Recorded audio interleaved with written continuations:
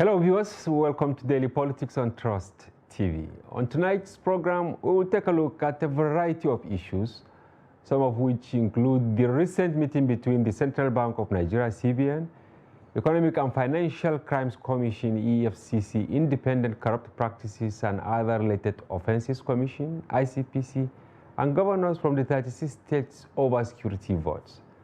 Other issues include the call by Labour Party presidential candidate Mr. Peter Obi on the federal government to stop the campaign of calumny against him, allegedly, noting that the campaigns were damaging the image of Nigeria on the global stage. Of course, Obi spoke in response to a statement by the federal government that he and his running mate in the 2023 presidential poll, Dr. Yusuf Datti Baba Ahmed, should stop inciting people to violence over the outcome of the presidential election. But before then, the race for the speakership of the 10th National Assembly may be beyond the control of political parties, as contenders for the post employ different strategies beyond zoning to realize their ambition. Trust TV examines the current standing of political parties in terms of the numbers and how key contenders are scheming to grab the leadership of the House of Representatives. Take a look.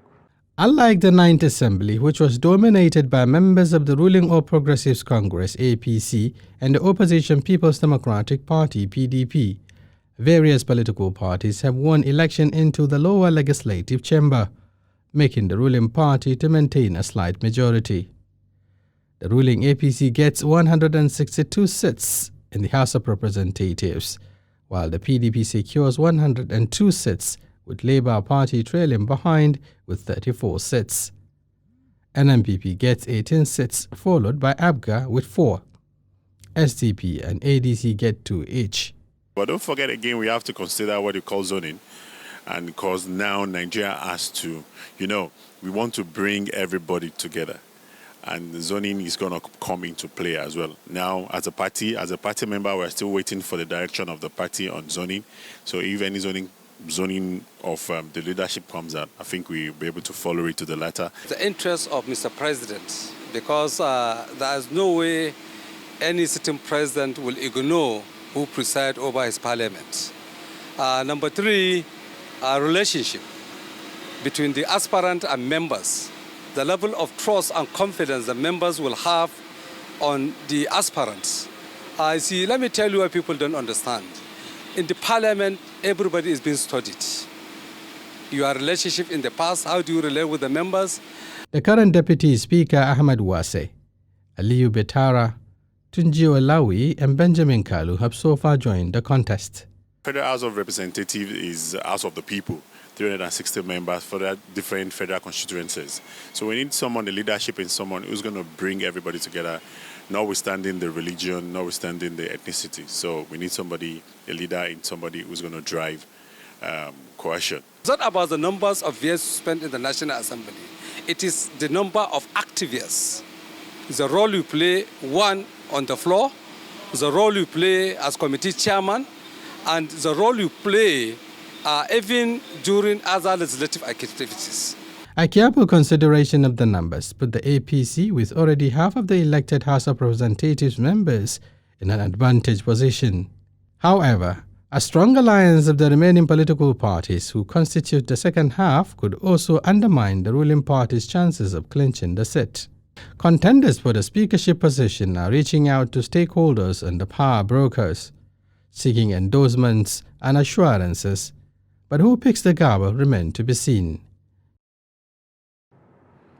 I'm joined on the program this evening by an expert in politics, elections and democracy, Mr. Paul James, who is the program manager, elections at IAGA Africa. And later, we will be joined by Emmanuel Njoku, who is the director, democracy and governance program at Connected Development, COD.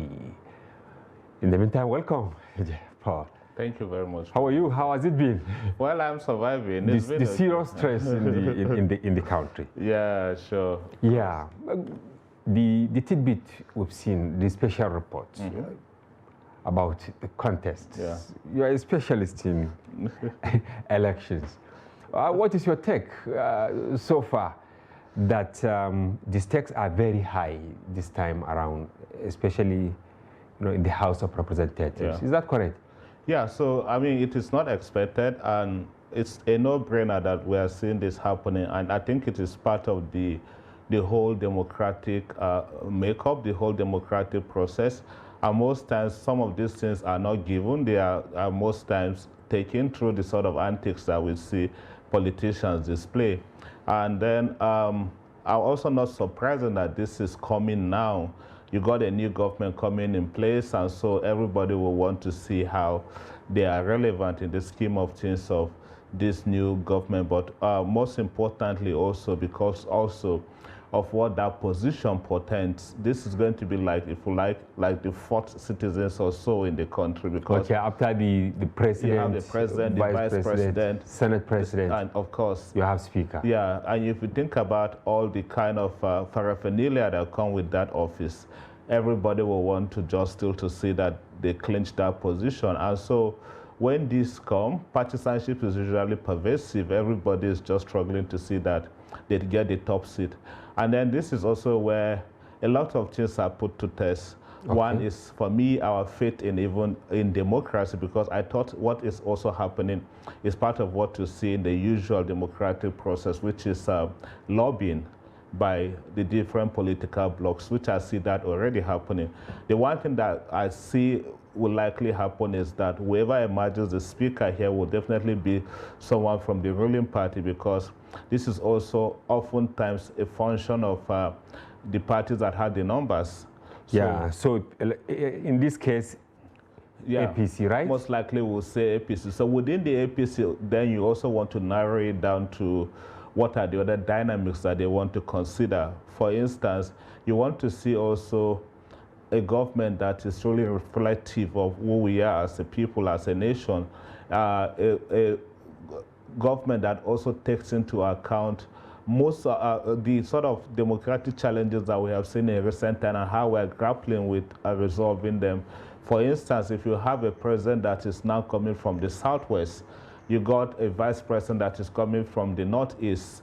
You got also, I mean, when you begin to think about other positions, then you begin to think about how do you balance these powers. And I'm sure the politics that will happen in the House of Assembly would most often want to take from whatever will happen from the Senate, so that once you have whatever is coming out of the Senate, yeah, they may want to see how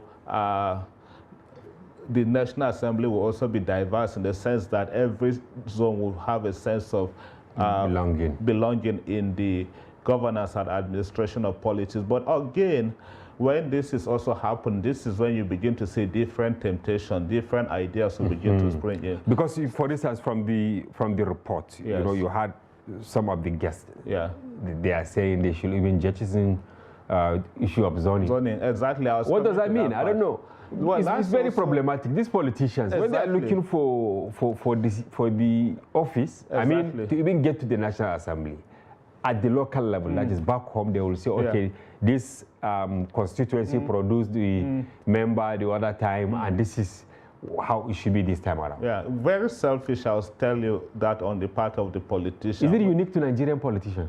Well, it is not unique, but ours is worse. It is unique in our sense because we tend to bring a lot of some of the things that are, rather should be the things that unite us. So some of these cleavages, we tend to sometimes bring them into the politics of governing a nation, and so it becomes a problem. For instance, in this country is where when you think politics, you have to begin to situate politics in the context of religion. You want to situate politics in the context of ethnicity.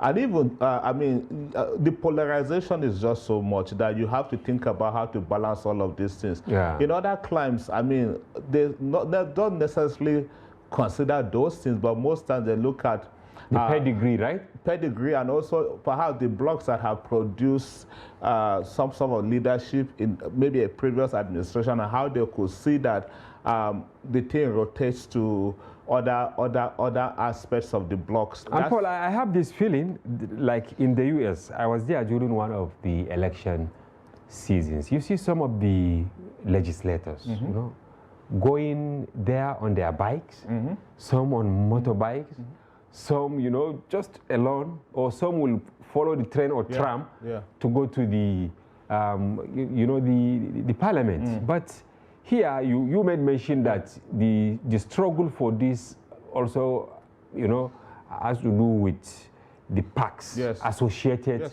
with the office of the Speaker and other principal officers. Where did we got this from? Well, I think it's also the way we over-glamorize those sort of leadership positions. So oftentimes it gets to the point where you begin to think, do we truly understand what servant leadership is about? Is this about self or about the people? I was also in Kenya, Zambia, just after the elections. I was in Zambia for the elections 2021, and then after the election, the president went to address the parliament. The parliament had made a budget that they wanted to purchase some of their the vehicles for their own utilities. And then he made it very clear to them, like, what they had on the budget was so high that the president had to come to the National Assembly himself and told them that this is what ordinarily they wouldn't have afforded if they want to buy for themselves. But because it is government owned, they want to give this extraneous price for what they want for their own comfort.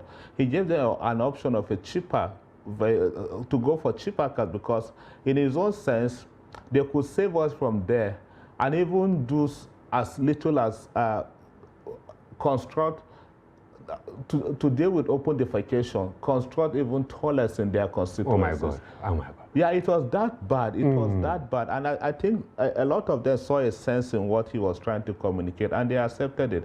Not only US, if you go to a lot of these European countries, that's also what, Netherlands and all of that, you see this. They are just equals. They are equals. But here, as you said, it's like once you are a presiding officer, you become a mini god of sorts. Not one among equals. Not even the presiding officer. I am sorry, but sometimes I feel it's also the nature of our politics that we make everything so transactional that we think that is the highest level of ascendancy. Once I get to that level, I am at the top and all of that. Because, for instance, there's also a lot of expectations. While we want to show that class status, even on the part of some people that will send these people to the National Assembly, for them, that is also how you can differentiate them from others. And even for some other officers or even some of the members of the National Assembly, it's just platform for negotiations, because as much as they are able to get into some of these places, they feel it plays them better to speak to other people that may come to National Assembly for favors and all of that. Even people coming to talk about other things that they could do that ordinarily will benefit the citizens. But everybody is saying, how could they place themselves better in other positions? You know, the fight hasn't even started. By the time you are done with this core leadership position, the next fight will be how to get into the juicy committees in the House. So that now for the speakership, Paul, we have APC, PDP, Labour Party, SDP, ADC, and I think Youth Party also. They have a seat or two. Is it going to be an easy ride for the APC? Well, I think for APC, yes. And that's why I said the fight may literally just be amongst the APC. And also this is when you may begin to see others even reach out to others in the other parties for support, especially when it comes to, you know, they also have to vote in the parliament for who becomes the speaker. So even within the APC, as the campaigning will start, once they resolve that issue be between the APC, they also want to reach out to others. But I think the biggest fight is also how to resolve that challenge within the party, because implosion will start from within if it is not controlled. And if it's not controlled, what had happened, recall in 2015, 2016, may likely happen when part of the party was in another part of the town, and exactly then the other party, at the international conference. The international conference. Trying to be debriefed by the party leadership. Exactly. The other party just went ahead and did So you think there are some, of course, we had a legislator here yesterday who said they got wind of certain group that they have started mobilizing to do a kind of internal mutiny or something like that. Yeah. All of that is a possibility, but whatever happens at the end for me is to put the interests of the country first before personal interests. We would also want people that may come in, and as Nigerians will always fear that they will just become rubber stamp and just be taking whatever the executive will just be throwing at them. But people that first understand the politics of the National Assembly, people that understand the role expectation, not people that will be relying on others within the blocks of the National Assembly to even be telling them how to go about piloting the affairs of the National Assembly. So I am hoping that this could be people that have experience both in their private life and also in the matters of governance, people that perhaps may also have been in the National Assembly before now.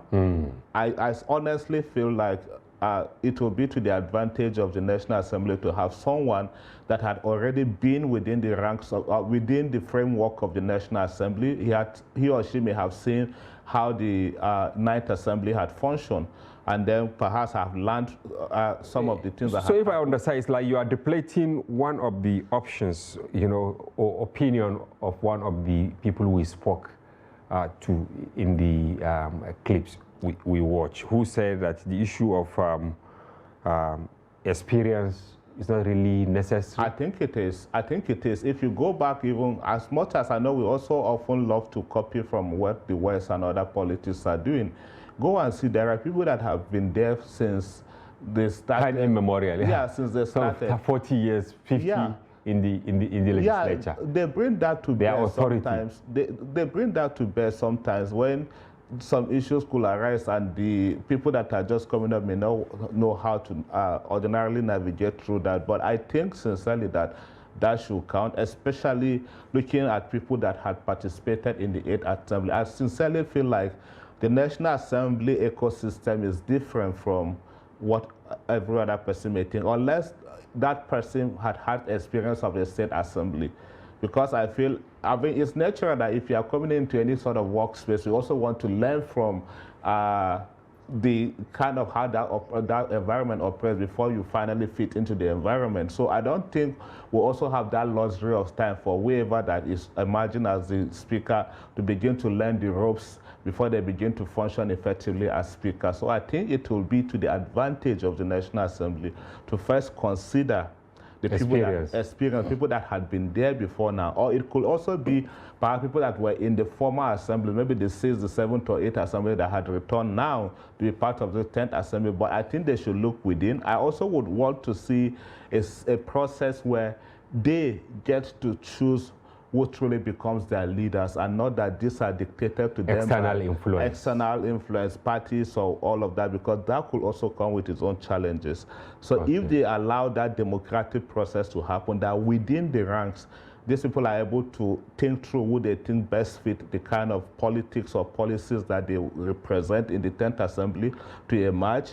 And then after that also, within that process or within that system, they also are able to elect other principal officers. I think it will help in the smooth flow of how. Another person also harped on religion, ethnicity, that we should ignore them, probably because he's working for someone or he wants. I think also at this point, sincerely, what had happened, especially in the politics of 2023, it has more than divided us than united us. Especially. So how can we now resolve that quagmire? Well, sadly, it will continue to feature because we are still rolling through the fragments of the 2023 electioneering campaign. But hopefully, this should be a conversation we should put in the front burner as we go into the coming elections or governance as we proceed from here, because sadly, nepotism has crippled into our politics. I mean, regional politics, ethnicity, and all of that. I don't think those should be the futures of a democratic society. So beyond competence and other considerations, the issue of religion should not be jettisoned, so that I sincerely other people should not be. I wouldn't even want to bring it up because, like I said, at the moment, a lot of tensions are high. A lot of people feel hot, especially with the kind of choices that the APC tried to force on Nigeria. It has happened at the top leadership level already, where you have the Muslim.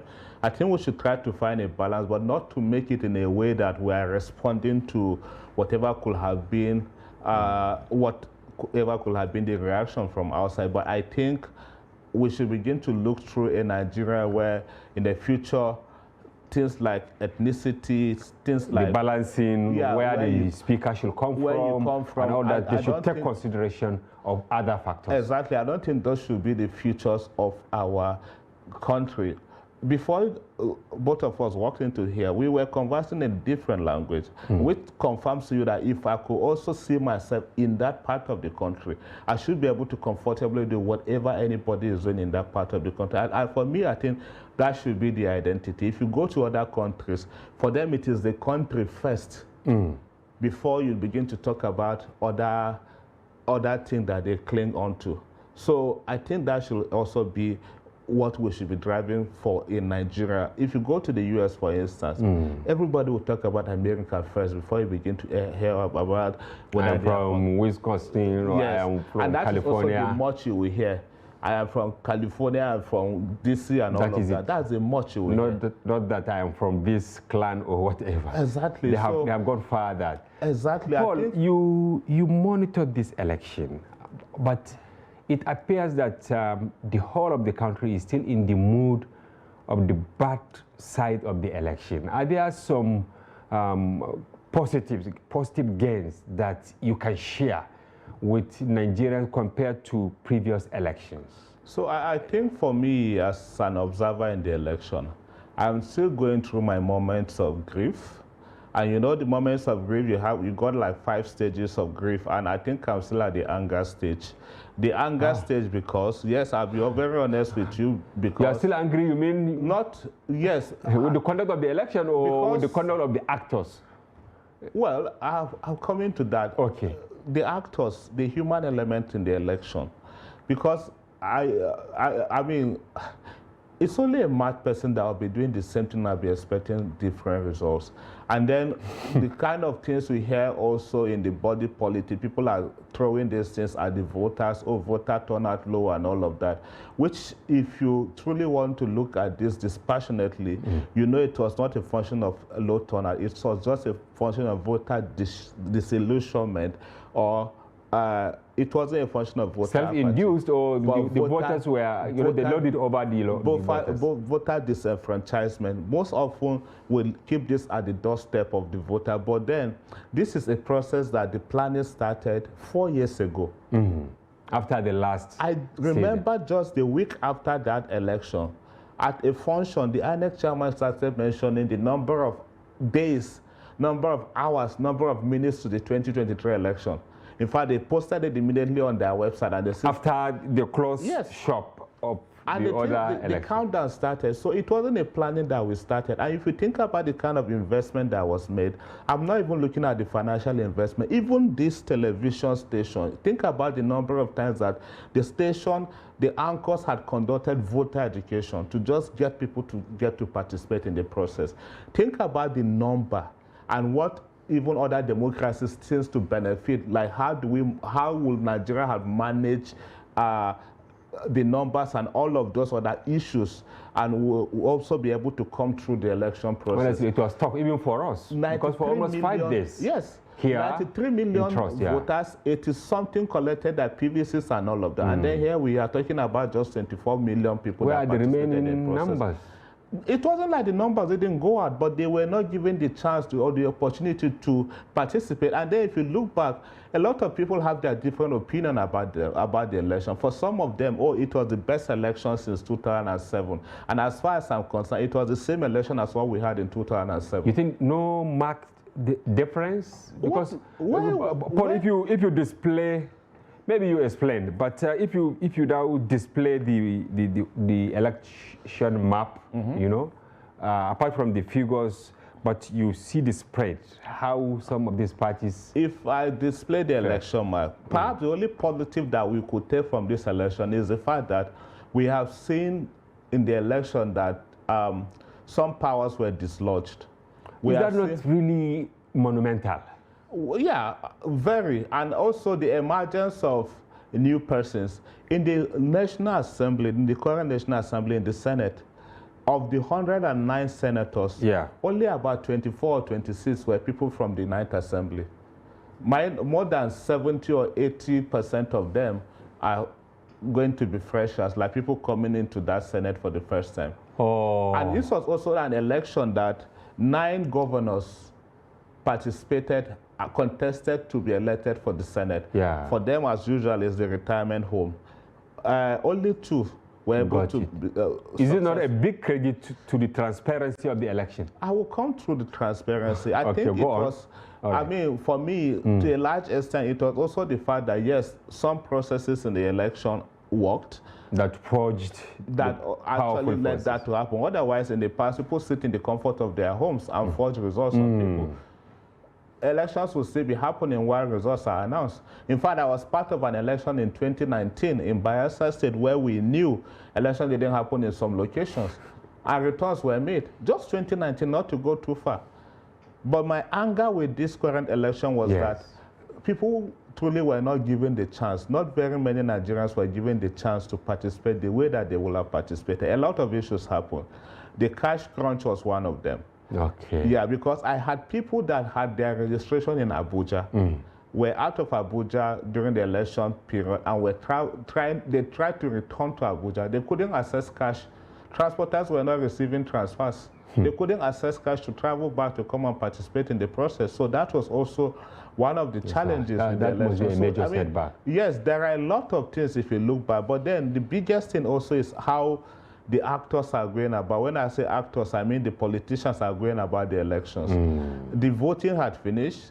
Those that have agreed about the process had approached the law courts, but we are still behaving in the post-election era as if we are still in the pre-election, like we are still doing build-up to the election. Yeah. So the kind of rhetoric we hear, the kind of overheating, unnecessarily overheating the politics, so it makes you to begin to wonder what is truly happening. Are we truly practicing the democracy that it should be, or we are trying to flame some things so that this democracy wouldn't work, and then we go back to whatever people would have thought about the best approach to this democratic engagement.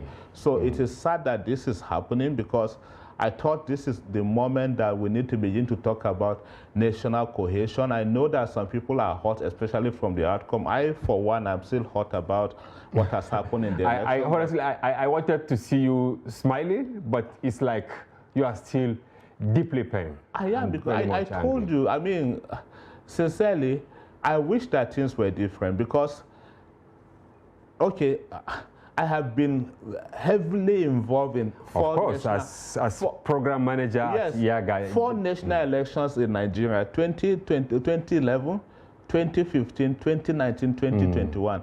If I put the 4 results of these elections together, you could see a reflection through this. I'm not joking, especially on the part of INEC and management of logistics. You could see a reflection of some of these things. As if not much has been done. And then almost as if a part of the country is always the target. If you go to the 2019 election, for instance, turnout in this, commencement time in the Southeast by 9:30 in the morning, only 11% of polling unit had commenced in 2019. If you go to this election that happened in 2023, by 9:30, only 10% of polling unit had commenced voting in the Southeast. If you go to the South Side, it's also similar thing between 2019 and 2023. So what progress have we made?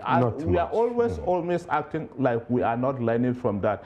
Trust me, by the time all of this process is over, dust has settled, you begin to see conferences about lessons learned from the 2023. How do we improve on 2017? The same cycle will come, we repeat the same approach every 4 years. And one of the problems that has remained is that for the Election Commission, it is always like it is in a rush to go to the next one. Instead of getting the one they are on right. Great. We will discuss more on this, Paul. It's like you have a lot to tell INEC and other stakeholders, but you will tell them. Viewers, we will go on a short break, and when we return, the conversation continues. Stay with us.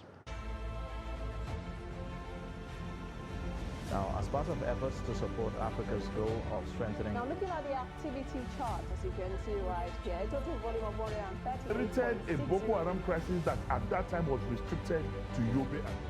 How secure are they? You can see security men with blood. This is the road leading up to the Really, if you look at England squad, you are looking at EPL, you are looking at their names. You are not looking at...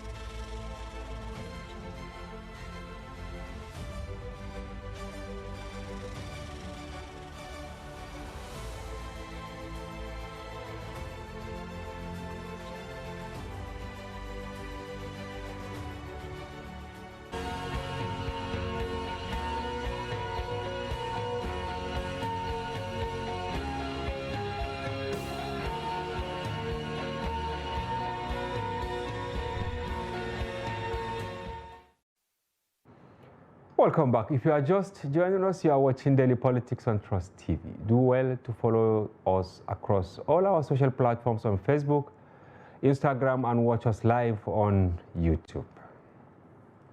I still have Paul James, Program Manager, Elections at Yaga Africa. Welcome back. Thank you. Yes. James, of course, I agree with you that many people are still angry. But moving on, the fight between the Labour Party presidential candidate and the federal government, is it really worth it? We've seen Lai Mohammed outside the shores of Nigeria, where he described what is happening in the Labour Party as treasonable. I think if I will comment on that, what some people within the corridors of power are trying to do is to stoke what is not there, is to begin to push for what does not exist. And it's unfortunate that this... Example, the interim national government or something like that? Or? Well, I will come to all of that, but okay. The point is, I think by the time you begin to see some of these things happening, you begin to wonder, could there be something more? It's the small screen that covers a lot. We begin to wonder whether there is something more than we are just seeing. There is something they know that we don't know.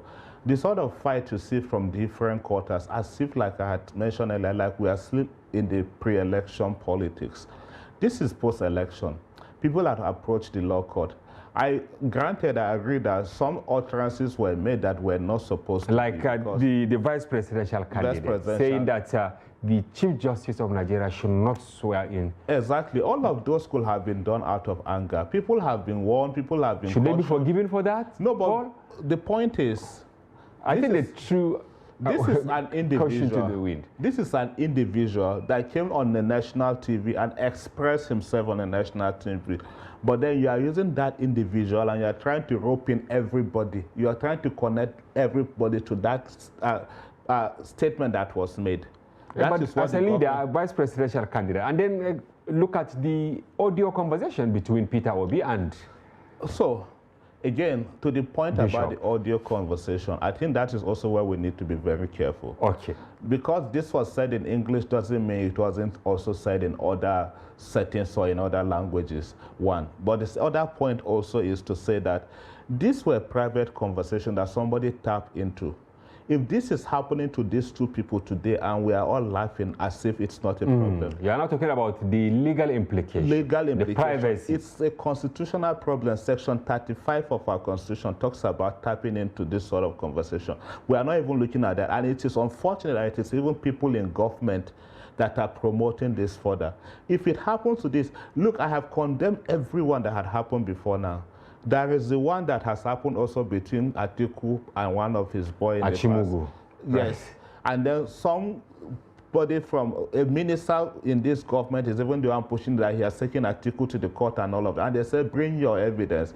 And this minister is trying to bring this young man as his own evidence. Wiretapping, without even understanding the implication of this. There was also another conversation at some point in the past between the vice presidential candidate of the APC and somebody from the Southwest. That one, I think they dismiss it. They said it was actually deep fake. Everybody will also dismiss it. Even this one about Obi had come out to dismiss it.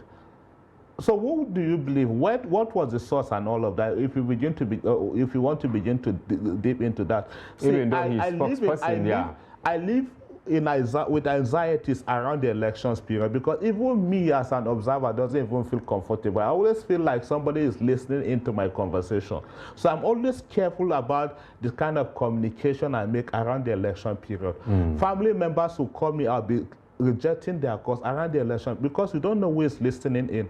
Wow, you don't want to be quoted out of context. So that is the point where we should start to drive this from. And then the next year, hearing things like somebody is trying to cause insurrection and all of that. And what is baffling about this whole of this is that the modus operandi we see in this government is they don't even talk to us as Nigerians.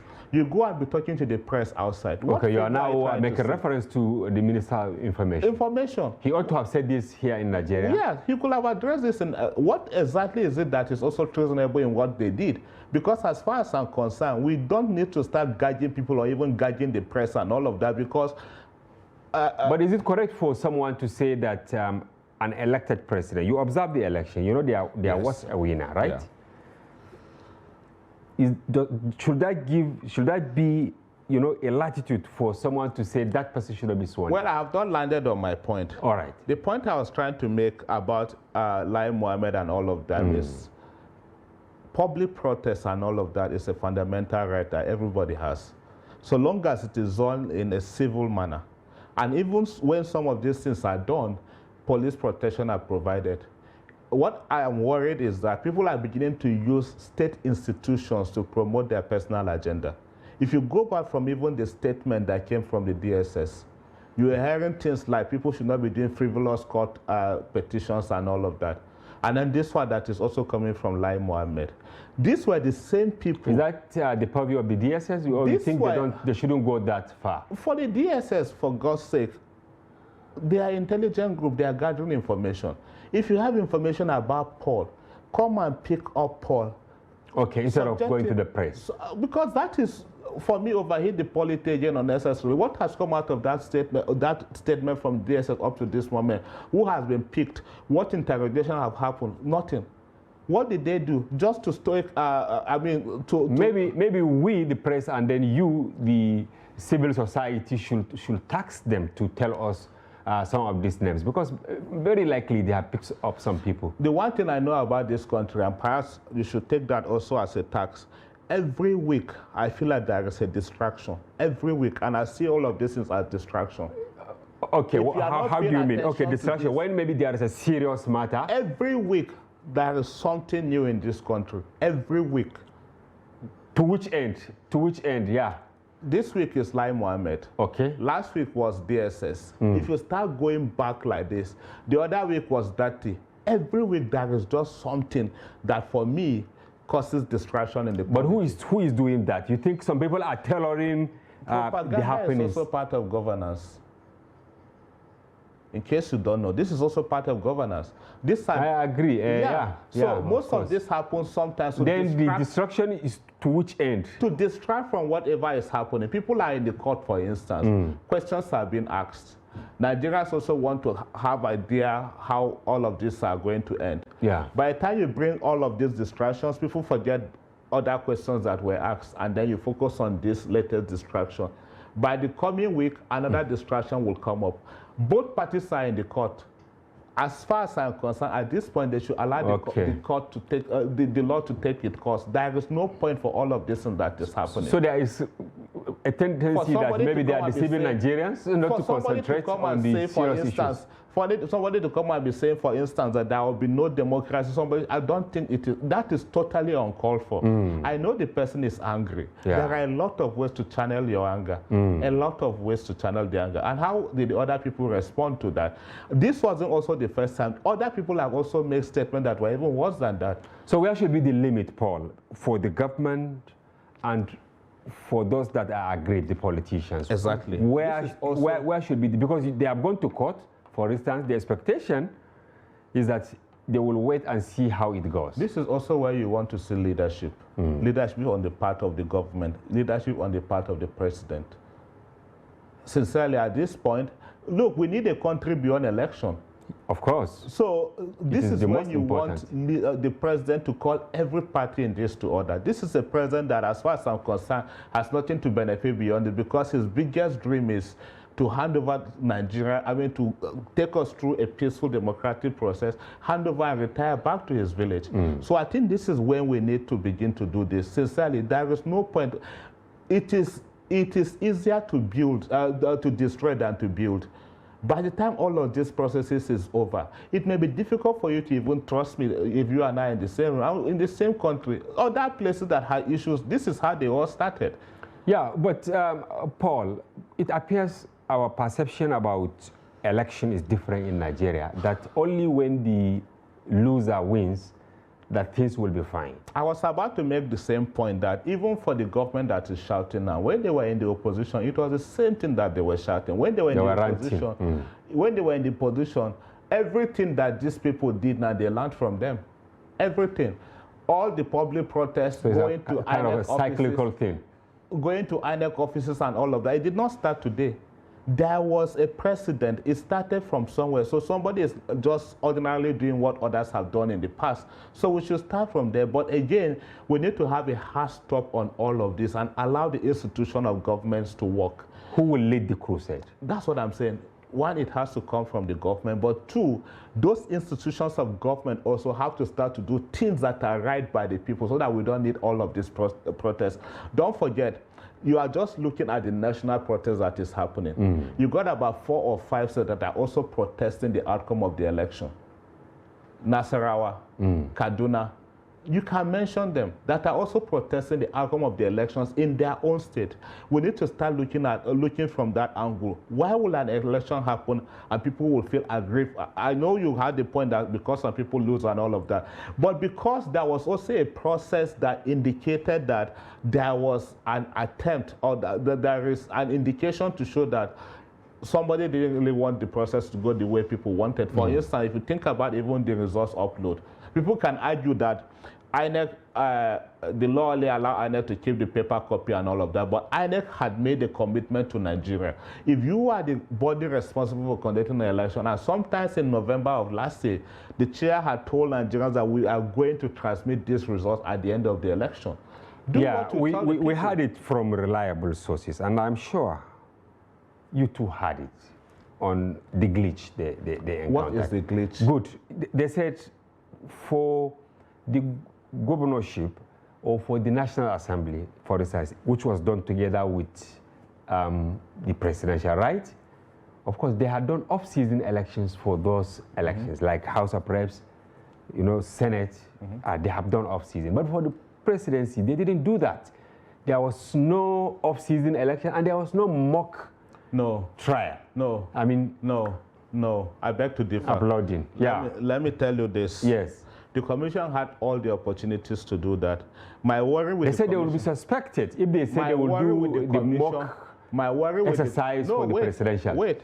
My worry with the commission is sometimes we like to do trials during when we are supposed to do the main work. Now I give you an instance.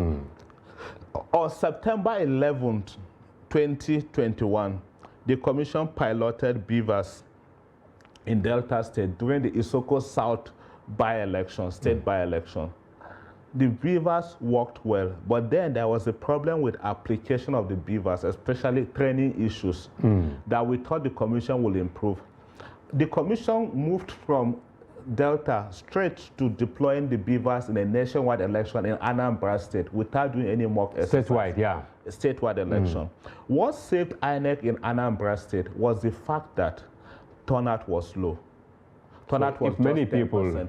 We were in a location, my colleague Cynthia was in a location where there were 800 voters on the register, but only 300 were coded on the beavers. In Anambra State, the commission will have been exposed. FCT election happened in February of 2022.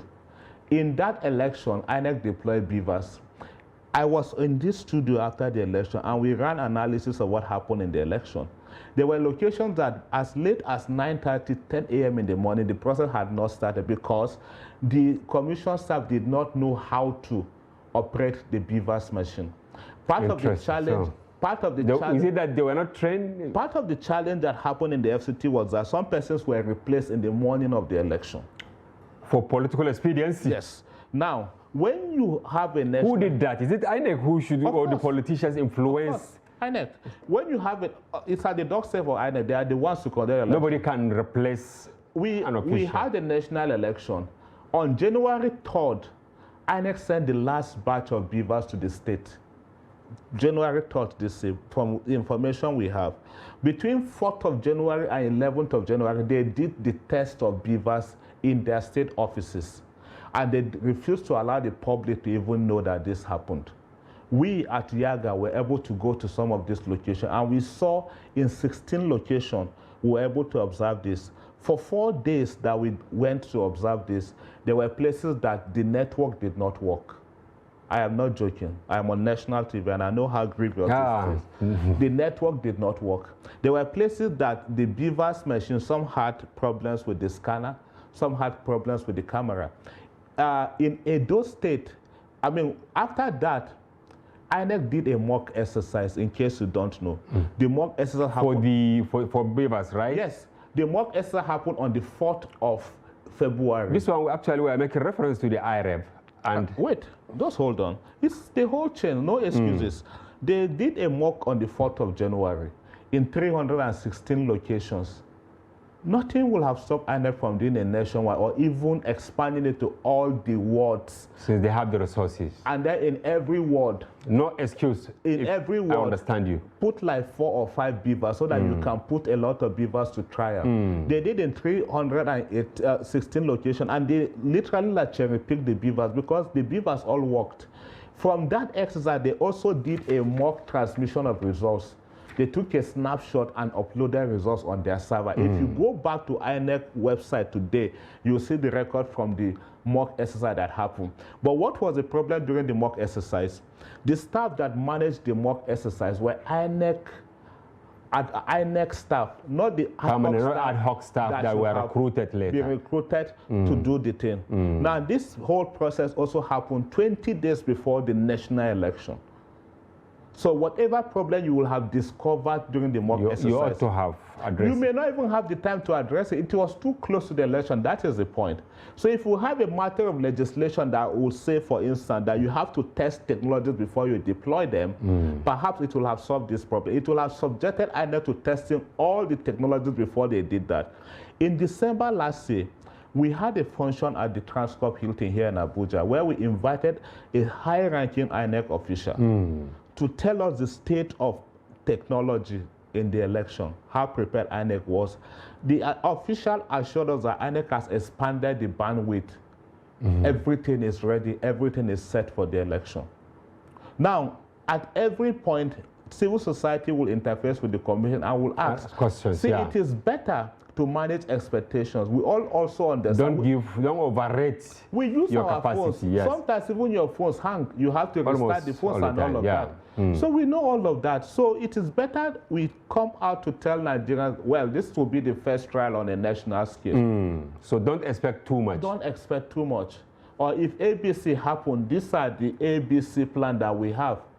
So are you now saying INEC should apologize to Nigerians? Of course they have to. We are waiting for that, and I think it is getting too late. They have to. If you go back to the statement by Lai Mohammed in Washington, he also mentioned that there was a backup IREF that INEC had.